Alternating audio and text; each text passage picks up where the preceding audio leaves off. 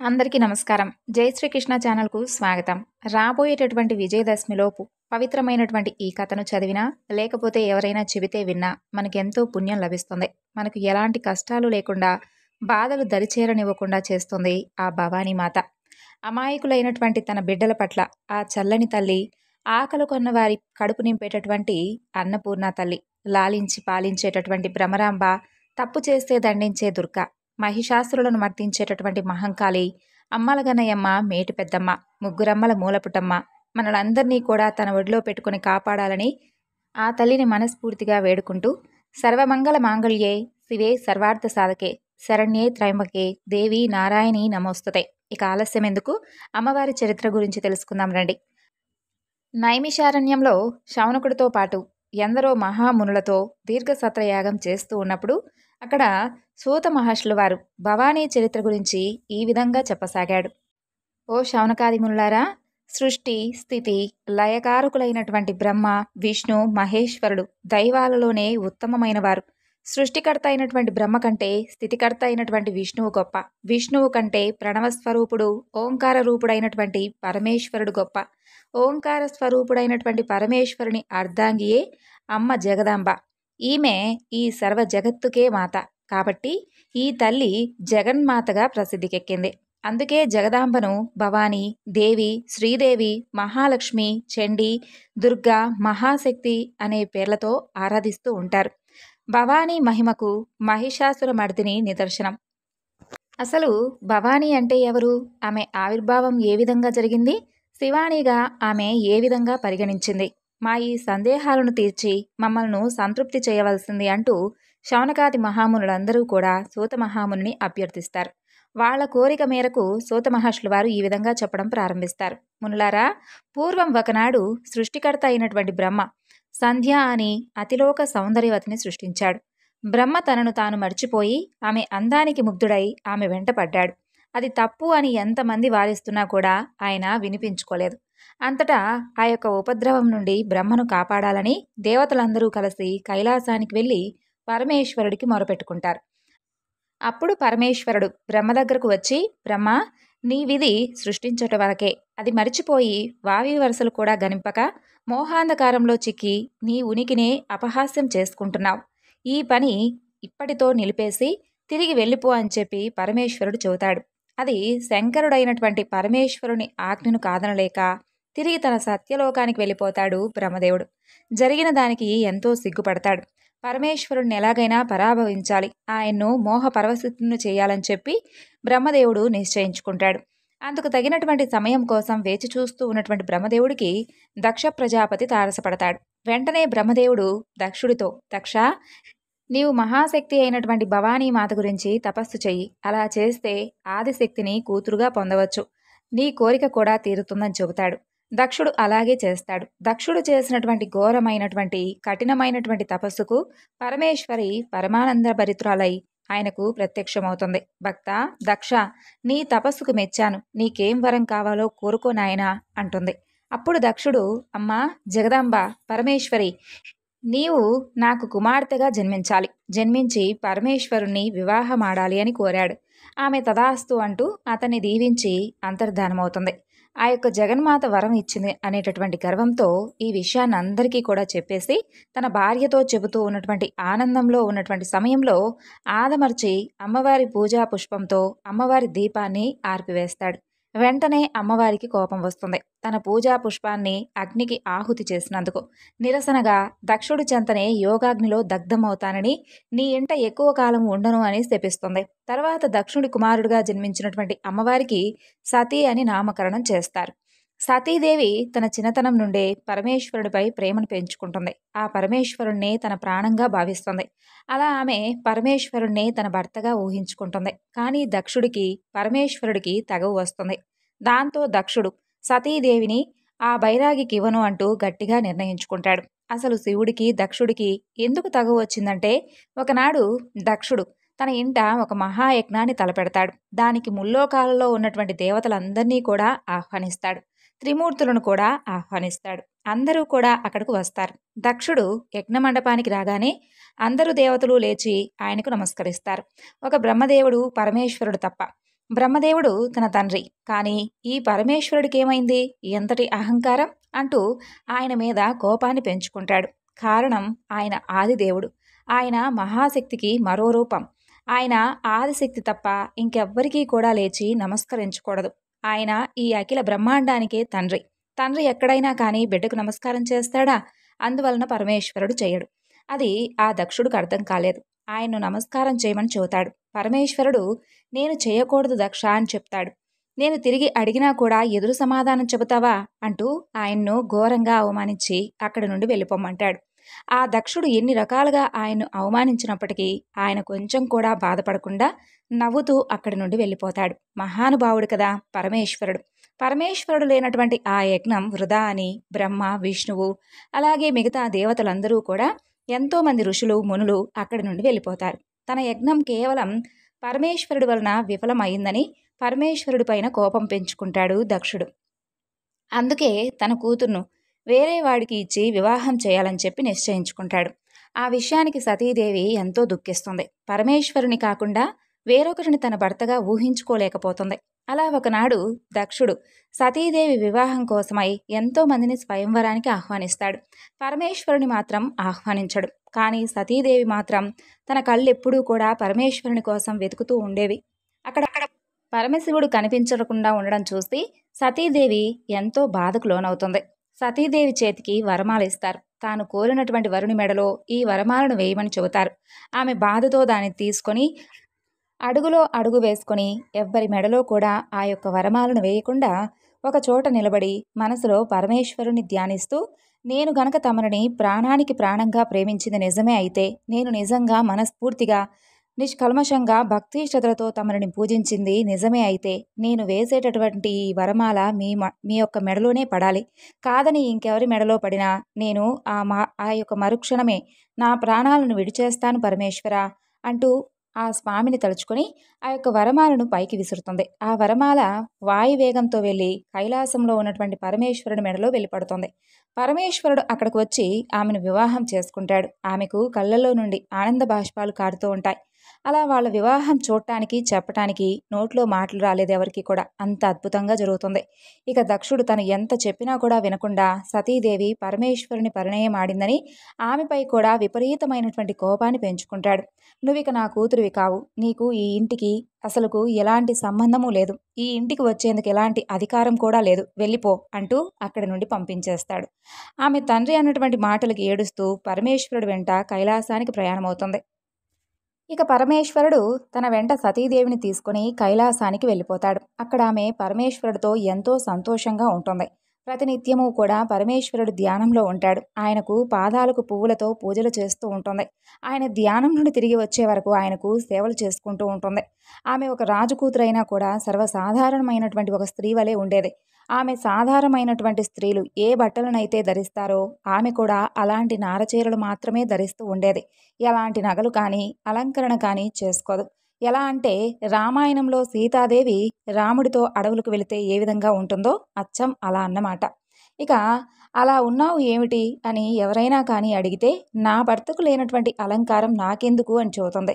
ఆమె తన నుదుటిన కుంకుమతో పెద్దగా బొట్టు పెట్టుకుంటుంది. కారణం ఏమిటంటే, పెళ్ళైనటువంటి ఆడవాళ్లకు బొట్టు ఎంత పెద్దగా ఉంటే తమ భర్తకు అంత ఆయుష్ ఉన్నట్లు అని అర్థమట. ఇలా ఎంత ఆనందంగా ఉన్నా కూడా ఆమెకు తన తల్లిదండ్రులను చూడాలి అని మనసులో ఎప్పుడూ కూడా అనిపిస్తూ ఉండేది. వాళ్ళ కోసం బాధపడుతూ ఉండేది. పరమేశ్వరుడు ఎప్పుడూ ఆమెను బాధపడవద్దు అంటూ ఓదార్స్తూ ఉండేవాడు. ఒకనాడు అనుకోకుండా దక్షుడు ఒక మహాయజ్ఞాన్ని చేస్తాడు తన ఇంట్లో. ఆ యజ్ఞానికి ప్రతి ఒక్కరిని కూడా ఆహ్వానిస్తాడు, ఒక్క పరమేశ్వరుని తప్ప.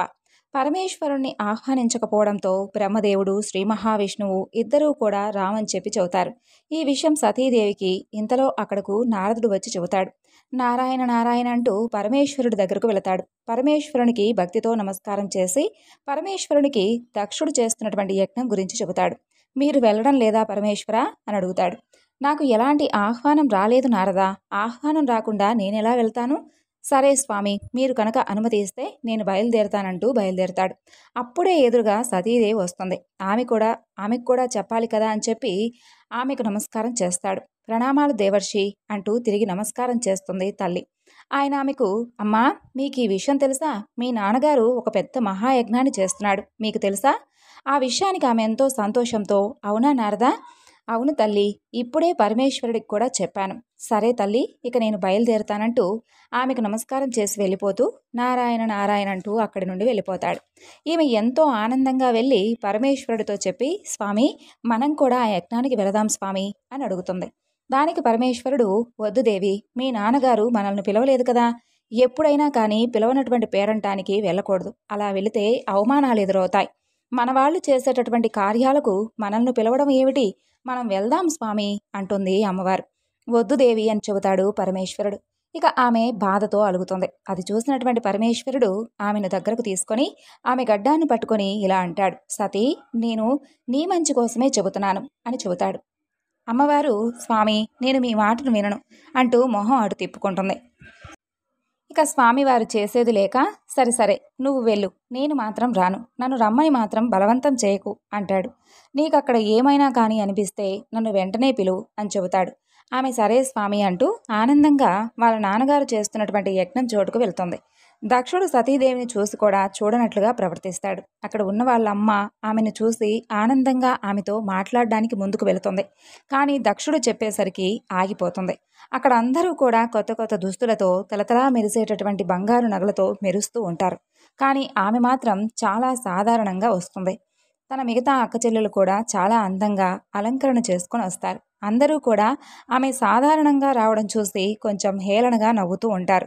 ఆమె మాత్రం అవేమీ పట్టించుకోకుండా, ఇవంతా కూడా నా భర్త కాలి బూడిదకు సరిపోవనుకొని అక్కడి నుండి వాళ్ళ నాన్న దగ్గరకు వెళుతుంది. నాన్న అంటూ పిలుస్తుంది. దానికాయన, ఎవరు నీకు తండ్రి? నువ్వు నాకు కూతురు కావు. ఎప్పుడైతే నేను చెప్పినటువంటి వివాహాన్ని నువ్వు కాదని ఆ బైరాగిని వివాహం చేసుకున్నావో అప్పుడే నువ్వు నా దృష్టిలో చనిపోయావు. అయినా ఆ బూడిద పూసుకొని శ్మశానంలో తిరిగేవాడి దగ్గర ఏముంది? నేను చెప్పినా కూడా ఎంత చెప్పినా కూడా వినకుండా నేను చెప్పిన వారిని కాకుండా వెళ్ళి అతన్ని వివాహం చేసుకున్నావు. అయినా ఆ బిచ్చగాడి దగ్గర ఏముంది అని అంటాడు. నాన్న, దయచేసి నా ముందు ఆయన్ను ఏమీ అనవద్దు, నేను తట్టుకోలేనంటుంది ఏడుస్తూ. ఇంకా అంటాను, ఏం చేస్తావు అంటూ ఇంకా ఎక్కువగా తిడుతూ ఉంటాడు దక్షుడు. కైలాసంలో పరమేశ్వరునికి ఏదో మనసుకు కీడుగా అనిపిస్తుంది. అక్కడ సతీదేవికి భర్తను నానా రకాలుగా అవమానించేసరికి స్వామి ముందే చెప్పారు, పిలవనటువంటి పేరంటానికి వెళ్ళకూడదని. అయినా ఆయన మాట వినిపించుకోకుండా వచ్చానే. ఆయన మాట కాదని వచ్చినటువంటి నాకు తగినటువంటి గతే జరిగింది. నా భర్తను ఇన్ని మాటలు అన్న తర్వాత కూడా నేను ఇంకా బ్రతికి ఉన్నానంటే ఏం ప్రయోజనమని పరమేశ్వర అంటూ తనను తాను అగ్నికి ఆహుతి చేసుకుంటుంది.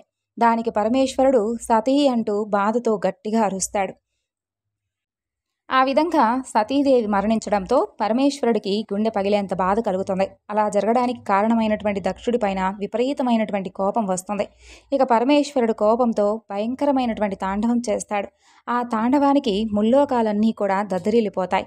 సముద్రాలు ఉప్పొంగుతాయి, అగ్నిపర్వతాలు పేలుతాయి. భయంకరంగా తాండవం చేస్తూ తన యొక్క జటాజూటం నుండి ఒక ఎంట్రుకను తీసి నేలపైన వేస్తాడు. దాని నుండి అత్యంత భయంకరమైనటువంటి వీరభద్రుడు వస్తాడు. వెళ్ళు వీరభద్ర, అక్కడ జరుగుతున్నటువంటి యజ్ఞాన్ని నాశనం చెయ్యి అని అంటాడు. వీరభద్రుడు చాలా భయంకరంగా కళ్ళెర్రగా నిప్పులు కక్కుతూ దక్షుడి యొక్క యజ్ఞానికి వెళ్ళి అక్కడంతా కూడా నాశనం చేస్తాడు. అడ్డు వచ్చిన వాళ్ళందరినీ కూడా నరికి చంపేస్తాడు. అప్పుడే వచ్చినటువంటి దక్షుణ్ణి క్షణకాలంలోనే అతని యొక్క తలను నరికి దానిని యజ్ఞగుండంలో వేసేసి అక్కడి నుండి మాయమైపోతాడు. అప్పుడు అక్కడికి బాధగా పరమేశ్వరుడు వచ్చి చనిపోయినటువంటి సతీదేవిని ఎత్తుకొని తన గుండెలకు హత్తుకొని ఏడుస్తూ ఉంటాడు. సతీ, నాకిప్పటి వరకు ఎవరూ లేరు, ఇప్పుడు నువ్వు కూడా నన్ను విడిచిపెట్టి వెళ్ళిపోయావా అంటూ గట్టిగా ఏడుస్తూ ఆమెను భుజానికి ఎత్తుకొని వెళుతూ ఉంటాడు. అక్కడే భర్త కోసం ఏడుస్తూ ఉన్నటువంటి దక్షుడి భార్య పతిభిక్ష పెట్టమంటూ స్వామివారి కాళ్ళు పట్టుకొని ఏడుస్తుంది. అప్పుడు పరమేశ్వరుడు కనుకరించి అతనికి ఒక మేక తలను పెట్టి తిరిగి ప్రాణాలు పోస్తాడు. తర్వాత దక్షుడు అతని యొక్క అహంకారం అంతా పోయి జరిగిన దానికి పరమేశ్వరుణ్ణి క్షమించు స్వామి ఆదిదేవ అంటూ కాళ్లపై పడతాడు. ఇక పరమేశ్వరుడు అతన్ని క్షమించి సతీదేవి శవాన్ని ఎత్తుకొని ముల్లోకాలు తిరుగుతూ ఉంటాడు. ఆ విధంగా సంవత్సరాలు గడుస్తున్నప్పటికీ కూడా అమ్మవారిని అలా ఎత్తుకొని ఏడుస్తూ తిరుగుతూనే ఉంటాడు పరమేశ్వరుడు. దేవతలందరూ పరమేశ్వరుని ఆ విధంగా చూడలేక శ్రీ మహావిష్ణువుతో మొరపెట్టుకుంటారు. ఇక శ్రీ మహావిష్ణువు తన యొక్క సుదర్శన చక్రంతో ఆమె యొక్క శరీరాన్ని ముక్కలు ముక్కలుగా చేస్తాడు. అలా ఆమె శరీర భాగాలు పడిన చోటల్లా ఒక దివ్యమైనటువంటి శక్తిపీఠాలుగా ఏర్పడతాయి. అవే మన భూమి మీద ఉన్నటువంటి అష్టాదశ శక్తిపీఠాలు. అవి పడినటువంటి చోట మహాపుణ్యక్షేత్రాలుగా ఏర్పడ్డాయి. అవేమిటి అంటే, మొదటిగా శాంకరి శ్రీలంక దేశంలో, రెండవది కామాక్షి కాంచీపురం తమిళనాడు, శృంఖల ప్రద్యుమ్న నగరం పశ్చిమ బెంగాల్ కోల్కతా, చాముండి క్రౌంచపట్టణం మైసూరు కర్ణాటక, జోగులాంబ ఆలంపూర్ తెలంగాణ, కర్నూల్ తుంగభద్రా నది దగ్గరలో, భ్రమరాంబిక శ్రీశైలం ఆంధ్రప్రదేశ్, కృష్ణానది తీరాన అమ్మవారు మల్లికార్జున స్వామివారి యొక్క సమేతులై ఉన్నారు.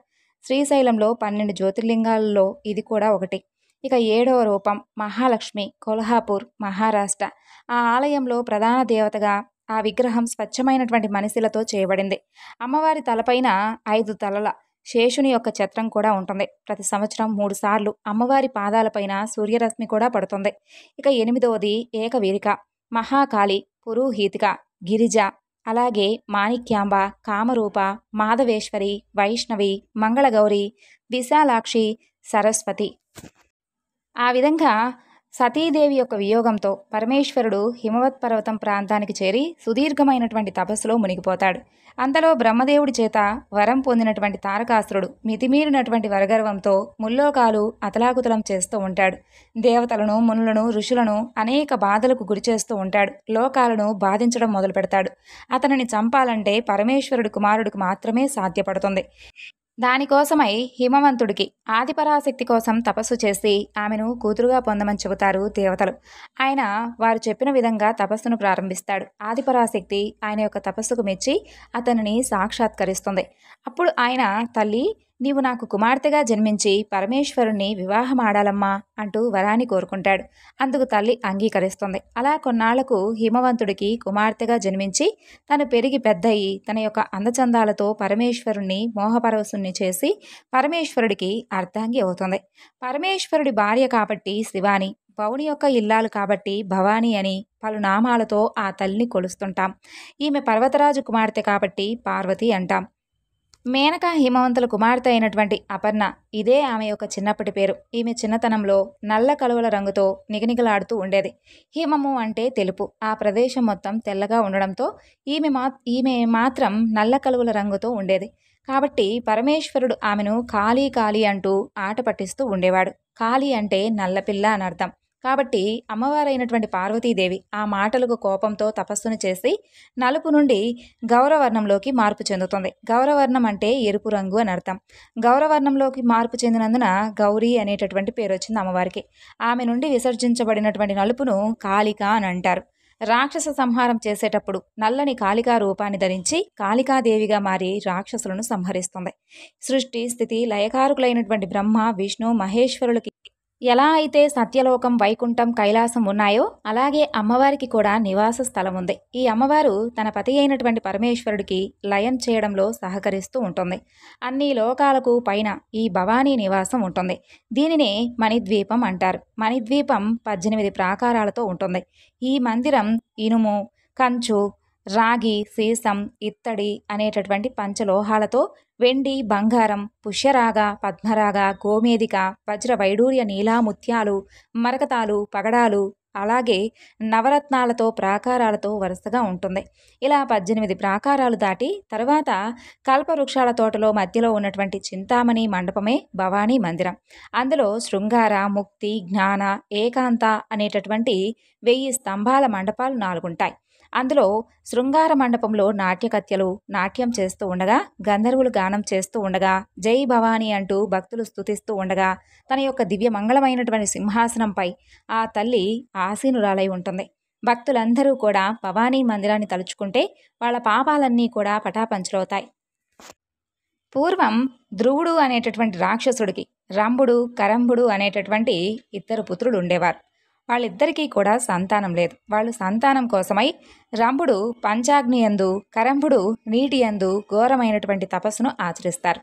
ఆ విషయం దేవేంద్రుడికి తెలిసి వీళ్ళ వలన తనకు ఎక్కడా కూడా ముప్పు వాటిల్లుతుందో ఏమిటో అని చెప్పి కాస్త భయపడి తనలో తానే భయపడుతూ మొసలి రూపాన్ని ధరించి నీటి యందు తపస్సు చేస్తున్నటువంటి కరంభుణ్ణి మట్టు పెడతాడు. అలా తపస్సు చేస్తున్నటువంటి రంభుడికి ఈ విషయం తెలిసి చాలా బాధపడతాడు. తను అంత తపస్సు చేసినా భగవంతుడు ప్రత్యక్షం కాకపోవడంతో తన యొక్క తలను నరుకొని అగ్నికి ఆహుతవుతాడు. అప్పుడు వెంటనే అగ్నిదేవుడు ప్రత్యక్షమై తన యొక్క పూర్వ రూపాన్ని తనకు ప్రసాదించడమే కాకుండా నీకేం వరం కావాలో కోరుకోమని అడుగుతాడు. అప్పుడు రంభుడు, ఓ అగ్నిదేవా, అజేయుడు, అమిత బలం కలవాడు, ముల్లోకాలు గెలవగలిగేవాడు, ఏ రూపంలోకైనా మారిపోయేటటువంటి కుమారుణ్ణి నాకు ప్రసాదించమంటూ కోరుకుంటాడు. దానికి అగ్నిదేవుడు, తదాస్తు, నీకు మొదట దేని యందైతే కామేచ్ఛ కలుగుతుందో దాని యందే నీకు కుమారుడు జన్మిస్తాడు అని చెప్పి అక్కడి నుండి మాయమవుతాడు అగ్నిదేవుడు. ఆ తరువాత రంభుడు పుత్రజననం కోసమై సరైనటువంటి కన్య కోసం వెతుకుతూ వెళతాడు. అలా ఎంతోమంది సుందరీమణులు ఎదురుపడినా కూడా అతను మాత్రం ఎట్టి పరిస్థితుల్లో కూడా చెల్లించనే లేదు. అమ్మవారి దయలేదులే అని అనుకుంటాడు. అతిలోక సుందరమణులు ఎంతమంది కనిపించినా కూడా అతనికి కామేచ్ఛ కలగలేదు. అలా వెళుతూ వెళుతూ ఉన్నటువంటి రంభుడికి దురదృష్టవశాత్తు ఒక గేదె కనిపిస్తుంది. దానినే కన్నార్పకుండా చూస్తాడు. ఆ గేదె పైన కామేచ్ఛ కలుగుతుంది. వెంటనే ఒక దున్నపోతులా మారిపోయి ఆ గేదె మీద పడి తన యొక్క కామేచ్ఛ తీర్చుకుంటాడు. దురదృష్టవశాత్తు అదే దారిలో ఒక ఆంబోతు వెళుతూ వెళుతూ ఆ గేదె మీదకు వస్తుంది. అక్కడే దున్నపోతు రూపంలో ఉన్నటువంటి ఆ యొక్క రంభుడు అడ్డు రావడంతో ఇద్దరికీ కూడా పెద్ద గొడవ జరిగి రంభుడు మరణిస్తాడు. ఆ తరువాత ఆ గేదెకు రంభుడు వలన రక్తబీజుడు, మహిషాసురుడు అని ఇద్దరు కుమారులు జన్మిస్తారు. ఆ యొక్క ఆంబోతును యక్షులు మట్టు పెడతారు. గేదె చితిలో పడి మరణిస్తుంది. ఆ తరువాత మహిషాసురుడు రాక్షసులకు రాజవుతాడు. అతను దేవతల మీద విపరీతమైనటువంటి కోపంతో మేరు పర్వతం పైన బ్రహ్మదేవుడి కోసమై ఏళ్ల తరబడి తపస్సు చేస్తూ ఉంటాడు. దేవదానవుల యొక్క యక్ష గంధర్వ ఇంపురుషుల వలన మరణం రాకుండా వరాన్ని కోరుకుంటాడు బ్రహ్మదేవుణ్ణి. అలాగే అమితమైనటువంటి వరగర్వంతో సామాన్యమైనటువంటి ప్రజలను అనేకమైనటువంటి ఇక్కట్లకు గురి చేస్తూ ఉంటాడు. తానే భగవంతునని, తననే అందరూ కూడా ముందుగా పూజించాలని ఆంక్షలు పెడతాడు. తన ఆజ్ఞను మీరే వారిని ఉరితీయించేవాడు. ప్రజలను అనేక ఇబ్బందులకు గురిచేస్తూ ఉండేవాడు. యజ్ఞాలు లేవు, యాగాలు లేవు, దాన ధర్మాలు అస్సలే లేవు. ప్రజలందరూ కూడా అతని వలన అనేకమైనటువంటి ఇబ్బందులను ఎదుర్కొంటూ ఉండేవారు. వరగర్వంతో ఆ మహిషాసురుడు దేవతలపైకి యుద్ధానికి వెళతాడు. దేవతలందరూ కూడా అతని దాటికి తట్టుకోలేక అక్కడి నుండి పారిపోతారు. అలా అన్ని లోకాలను కూడా అతను వశం చేసుకుంటాడు. అతని బాధలను భరించలేక దేవతలందరూ కలిసి త్రిమూర్తులకు తమ యొక్క గోడును వెల్లవించుకుంటారు. బ్రహ్మదేవుడిచ్చినటువంటి వరం వలన మేము కూడా పురుషులమే కదా, మేమేమీ చేయలేమని అంటారు. అంటే దానర్థం పురుషులు ఎవ్వరూ కూడా మహిషాసురుని యొక్క మదం అణచలేరు. స్త్రీలు ఎవరైనా ఉన్నారా అని అన్వేషించండి అని అంటాడు. ఇక దేవతలందరూ కూడా ఏం చేయాలో అర్థం కాక అలా ఆలోచిస్తూ మనకిక ఎవరూ కూడా దిక్కులేరు, మనకిక దిక్కంటూ ఉంది ఆ భవానీ మాతే అని చెప్పి అందరూ కలిసి అమ్మవారి దగ్గరకు వెళతారు. అప్పుడు ఆమె, నేను ఒక స్త్రీని, అపారమైనటువంటి వరప్రసాది అయినటువంటి ఆ యొక్క మహిషాసురుణ్ణి సంహారం చేయడానికి నాకు ఉన్నటువంటి శక్తి సరిపోదు కదా అని చెబుతుంది. అప్పుడు త్రిమూర్తులు అలాగే ఇంద్రాది దేవతలు తమ యొక్క శక్తియుక్తులు అలాగే తేజస్సులు ఆయుధాలు ఆమెలోకి ప్రవేశపెట్టడానికి అంగీకారం తెలియజేస్తారు. అప్పుడు బ్రహ్మదేవుడు ఎర్రని తేజస్సును, శ్రీ మహావిష్ణువు నీలి తేజస్సును, పరమేశ్వరుడు తెలుపు తేజస్సును, మిగతా దేవతలందరూ కూడా వారి వారి యొక్క తేజస్సులను ఆయుధాలను ఆమెలోకి విలీనం చేస్తారు. అప్పుడు ఆమె సంపూర్ణమైనటువంటి పరాశక్తిగా మారుతుంది. అప్పుడు ఆ తల్లి అపరకాళికాదేవిగా అవతరిస్తుంది. అందరూ కూడా దేవతలందరూ ఆమెను ఈ విధంగా ప్రార్థిస్తారు. ఓ జగన్మాత, పరాశక్తి, భవానీ, సర్వమంగళప్రదాయిని, నీకు మా నమస్కారములు తల్లి. నీవు త్రిగుణాత్మక స్వరూపినివి, అఖండ శక్తి సంపన్నురాలివి, భక్తులను బ్రోచే సిద్ధి బుద్ధి ప్రదాతవు, మదమత్తులో పడేసేటటువంటి మాయా మోహినివి. నీ లీలలు ఎంత విచిత్రమో తల్లి, మమ్మల్ని మాయలో పడేస్తావు, కానీ నీకు మాత్రం ఆ మాయనేది అంటదు కదా తల్లి. ఎందుకంటే నీవే కాళికాంబవు, కాళరాత్రివి, మమ్మల్ని అందరినీ కూడా కరుణించి శుభాలను ప్రసాదించు అంటూ దేవతలందరూ కూడా వేడుకుంటారు. కరుణించి కాపాడు తల్లి కనకదుర్గా అంటూ ప్రార్థిస్తారు. అమ్మా, మదోన్మతుడైనటువంటి ఆ మహిషాసురుడు మమ్మల్ని ముప్పతిప్పలు పెడుతున్నాడు తల్లి. మహిషాసురుణ్ణి మర్దించి మమ్మల్ని అనుగ్రహించమ్మా తల్లి. దుష్టులను శిక్షించి ధర్మాన్ని రక్షించే కల్పవల్లి, నీవే ఆదిశక్తివి, శారదాంబవు, పరాశక్తివి, మమ్మల్ని బ్రోహుమమ్మ అంటూ అర్థిస్తారు. వాళ్ళ యొక్క అభ్యర్థనలను ఆ తల్లి అంగీకారం తెలుపుతుంది. దేవతలారా, మీరేమీ భయపడనవసరం లేదు, ధైర్యంగా ఉండండి. ఆ మహిషాసురుణ్ణి మర్దించి మీకంతా మేలే చేస్తాను, మీ కష్టాలను కడతేరుస్తాను. ఇప్పుడే వెళ్ళి వాడిని సంహరిస్తానంటూ ఆ తల్లి అక్కడి నుండి మాయమవుతుంది. మహిషాసురుని యొక్క నగరానికి చేరుకొని మహేశ్వరి భీకరమైనటువంటి శంఖారావం చేస్తూ సింహగర్జన లాంటి వికటాస్త శబ్దాన్ని చేస్తుంది. అఖిలాండేశ్వరి ఆ విధంగా గర్జించగానే మహిషాసురుని మత్తు వదిలిపోతుంది. మానవ మాతృలు ఎవరూ కూడా తనను ఆ విధంగా భయానికి గురి చేయలేరే అని తలుస్తాడు మహిషాసురుడు. దేవతలకు కూడా అంత ధైర్యం లేదే అని అనుకొని ఇంకెవరై ఉంటారా అని ఆలోచిస్తూ ఉంటాడు. వెంటనే భటులను పంపించి ఆ శబ్దం చేసింది ఎవరో చూసి వారిని బంధించి నా వద్దకు తీసుకురండి, లేదా నాకు వచ్చి చెప్పండి, నేనే వెళ్ళి మట్టి కరిపిస్తానని చెప్పి పంపిస్తాడు. అక్కడికి వెళతారు భటులు. శక్తి స్వరూపిణి అయినటువంటి ఆదిశక్తి దర్శనమిస్తుంది వాళ్ళకి. భయంకరమైనటువంటి కాళికా అవతారంలో ఉంది కాబట్టి దుర్గాదేవిని చూసి గుండెలు దద్దరిల్లుతాయి భటులకు. కొంతమంది ఆ భయానికే రక్తం కక్కుకొని చనిపోతారు. 18 చేతులతో పరాశక్తి ప్రకాశిస్తూ ఉంటుంది. తన యొక్క 18 చేతులతో శంకుచక్ర, గద, ఖడ్గం, త్రిశూలం, ధనుర్బాణములతో, అభయహస్తంతో, ఒక చేతిలో గంటతో, మరొక చేతిలో మద్యపాత్రలు ఉంటాయి. కాళికా శక్తి పదే పదే గంట మ్రోగిస్తూ మద్యం సేవిస్తూ ఉంటుంది. ఎర్రని కళ్ళు, ఎర్రగా పొడవుగా వేలాడుతున్నటువంటి పొడవాటి నాలుక, మెడలో పులిల హారంతో భయానకమైనటువంటి రూపంతో అలరారుతూ ఉంటుంది. భయానక స్వరూపిణి అయినటువంటి భవానీని చూడగానే సైనికులు కొంతమంది అక్కడి నుండి పారిపోతారు. మహిషాసురుని దగ్గరకు వెళ్ళి, అయ్యా, ఆ భయంకరమైనటువంటి శబ్దం చేసింది ఒక స్త్రీమూర్తి. చూడడానికి ఆమె కన్నెపిల్లలాగే ఉంది. ఒక చేతిలో గంట పట్టుకొని మద్యం తాగుతుంది. చూడడానికి చాలా భయంకరంగా ఉంది. ఆమెను చూసి తట్టుకోలేక కొంతమంది మన సైనికులు అక్కడే మరణించారు, కొంతమంది పారిపోయారు. మిగిలిన వారం మీ దగ్గరకు వచ్చామని చెప్పి మహిషాసురుడికి చెబుతారు. మహిళాలోలత్వం కలిగినటువంటి మహిషాసురుడు అతని యొక్క మంత్రిని పిలిపించి, ఓ మహామంత్రి, నువ్వు వెళ్ళి ఆమెకు నా అందచందాలను గురించి వివరించు. నా యొక్క బలపరాక్రమాల గురించి చెప్పి నా వశమయ్యే విధంగా చెయ్యి. నీ మాటలకు ఆ వనిత వచ్చి నా వలలో వాలాలి, వెళ్ళు అంటూ ఆజ్ఞాపిస్తాడు. కొంతమంది సైనికులను వెంటబెట్టుకొని మహిషాసురుని యొక్క మంత్రి ఆమె దగ్గరకు వెళ్ళి, ఓ మహిళ, నిన్ను మా మహారాజు మనువాడాలి అని అనుకుంటున్నాడు. మా మహారాజంటే ఏమనుకుంటున్నావు? ఈ ముల్లోకాలలోనే ఎదురు లేనివాడు మా మహిషాసురుడు. మా యొక్క మహారాజు అంత శక్తివంతుడు. ఆయనకు మించినటువంటి వారు ఎవరూ లేరు. మర్యాదగా వచ్చి మా రాజు ఒడిలో వాలి ఆయన్ను సంతోషపరచు అని అంటాడు. ఆ మాటలకు ఆదిశక్తి, ఓ మంత్రి, రాయవారిగా వచ్చావు కాబట్టి బ్రతికిపోయావు, లేదంటే నిన్ను ఇప్పుడే చంపేసేదాన్ని. నేను దేవతలకు అమ్మను, శక్తి స్వరూపిణిని. దేవతలందరితో సహా వచ్చి మీ అందరినీ మట్టుపెట్టడానికి వచ్చాను. మందబుద్ధి కలిగినటువంటి మీ రాజు స్త్రీలు ఏమీ చేయలేరు అని భావించి మగవలను విడిచిపెట్టి మగవాళ్ళెవరితో చావు రాకుండా నాకు కేవలం స్త్రీమూర్తితోనే చావు రావాలని వరం కోరుకున్నాడుగా. ఆడదాని చేతిలో చావు రావాలని ఎవరూ కోరుకోరు, గేదె కొడుకైనా మీ రాజు తప్ప. అయినప్పటికీ ఏమైందిలే, మూర్ఖుడైనటువంటి ఆ మహిషాసురుడు కోరుకున్న విధంగానే జరిగిందిగా.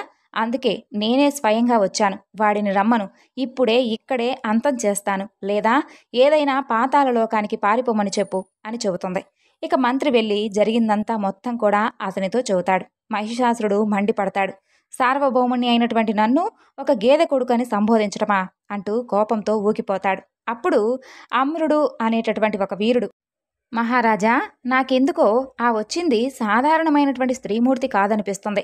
మహాశక్తి అయి ఉండవచ్చు. లేనిచో ఆమెకు 18 చేతులు ఉండడం ఏమిటి?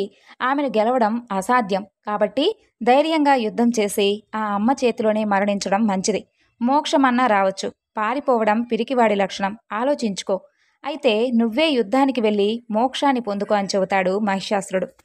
విపరీతమైనటువంటి కోపంతో యుద్ధ సన్నద్ధుడై అక్కడకు శరవేగంతో అమ్మవారి ముందుకు వచ్చి ధనుష్టాకారం చేసి జగజ్జననిపై శతాధిక సంఖ్యలో శరాలను కురిపించి వికటాట్టహాసం చేస్తాడు. మహాదేవి చిరుమందహాసం చేసి నిశిత శరప్రయోగంతో ఆ యొక్క మహిషుణ్ణి, శరవర్షాన్ని చిందరవందర చేసేస్తుంది. అలా క్షణకాలంలోనే యుద్ధం తీవ్ర రూపం దాల్చి సకల ప్రాణికోటిని భయభ్రాంతులకు గురిచేస్తుంది. దేవదానవులు పరస్పర విజయకాంక్షతో యుద్ధం చేస్తూ ఉంటారు. బేరీ బాంకారాలతో, గజగీంకారాలతో, హయహేషారావాలతో ఆ రణరంగమంతా కూడా కోలాహలంగా మారుతుంది. అది చూసి దుర్ధరుడు అనేటటువంటి రాక్షస వీరుడు రథం మీద మహావేగంగా మహాదేవి ముందుకు వస్తూ సహస్రాధిక సంఖ్యలో బాణాలు వదులుతాడు.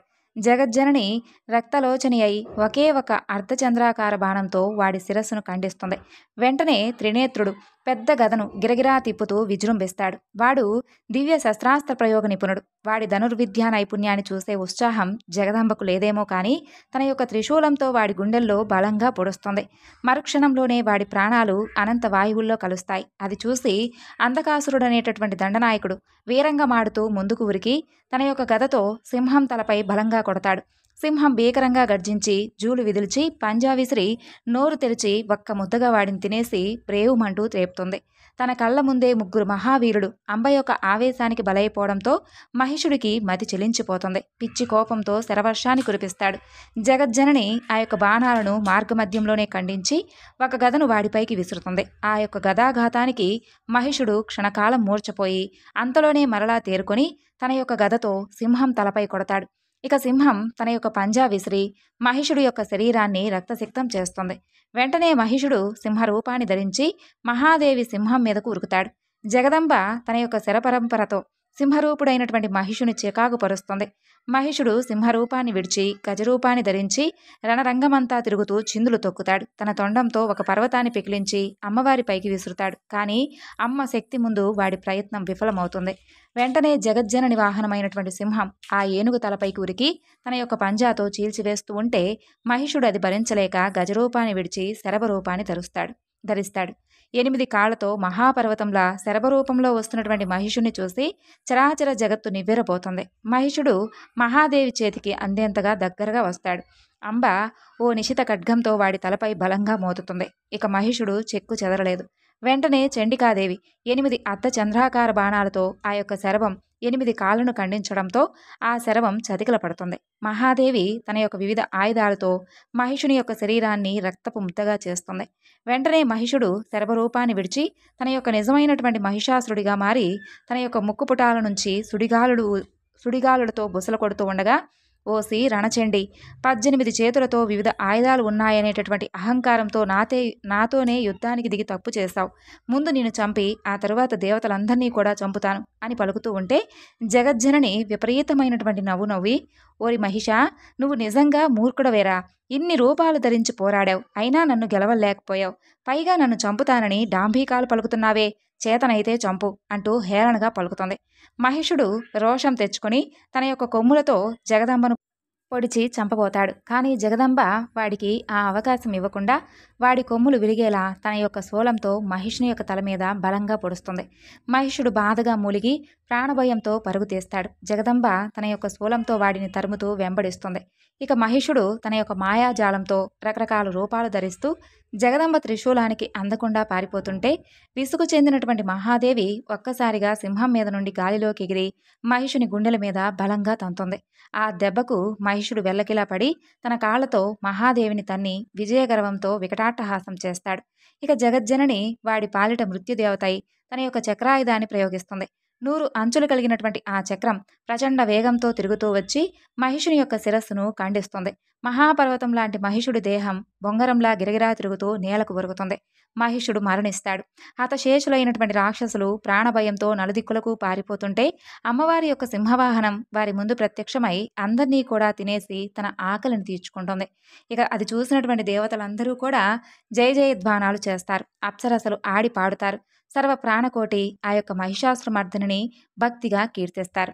జయ జయ హే మహిషాసురమర్దిని రమ్యకపర్దిని శైలసుతే. కాబట్టి ఆశ్వాయుజ మాసం వచ్చిందంటే ప్రజలందరూ కూడా ఎంతో ఆనందాన్ని పొందుతూ ఉంటాం. ఆ ఆనందానికి కారణం అమ్మ గుర్తుకు రావడమే. అమ్మ అంటే మరెవరో కాదు, ఆ జగన్మాతే, ముగ్గురమ్మల తల్లి, ఆ అమ్మలగన్న అమ్మ, నవదుర్గా స్వరూపిణి. ఈ యొక్క చరాచర వస్తువులన్నిటి యందు మానవాతీతమైనటువంటి అనిర్వచనమైనటువంటి అవ్యతమైనటువంటి చైతన్యవంతమైనటువంటి ఏదో తెలియనటువంటి ఒక మహా అద్భుత శక్తి ఒకటి దాగి ఉంది.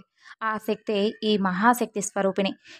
ఈ యొక్క నవరాత్రుల పుణ్యదినాలలో దసరాలోపు పవిత్రమైనటువంటి ఈ కథను ప్రతి ఒక్కరూ కూడా విని ఆ అమ్మ అనుగ్రహాన్ని పొందండి.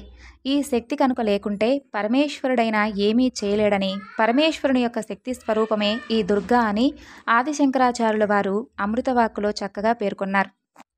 అమ్మవారు రాత్రి రూపం కలది, పరమేశ్వరుడు పగల రూపం కలవాడని, ఈ తల్లిని రాత్రి సమయాల్లో అర్చిస్తేనే సర్వ పాపాలు నాశనమవుతాయని, సమస్త కోరికలు సిద్ధిస్తాయని, అందుకే నవరాత్రులలో ఆ ఆది పరాశక్తిని తప్ప మనం ఇంకెవ్వరినీ కూడా ఏ నోట విన్నా, ఏ చోట విన్నా ఆ తల్లి మాటే వినిపించాలని చెప్పి నవరాత్రులు ప్రతి ఒక్కరూ కూడా ఆనందంగా జరుపుకోవాలని, దేవతలందరూ కూడా బండాసురుడనేటటువంటి రాక్షసుడి బారి నుండి రక్షించుకునేందుకు ఆ ఆదిపరాశక్తి తప్ప వేరే మార్గం లేదని చెప్పి భావించి, ఆ యొక్క మహాశక్తి కోసం ఒక మహాయజ్ఞాన్ని నిర్వహించి, ఆ యొక్క యజ్ఞగుండమునందు వారి వారి శరీర భాగాలను ఖండించుకొని ఆహుతి చేయగా, ఆ యొక్క జగన్మాత సంతోషించి కోటి సూర్యకాంతులతో ప్రత్యక్షమై వారికి అభయమిచ్చి బండాసురుని సంహరించి వారి అభీష్టం నెరవేరుస్తుంది.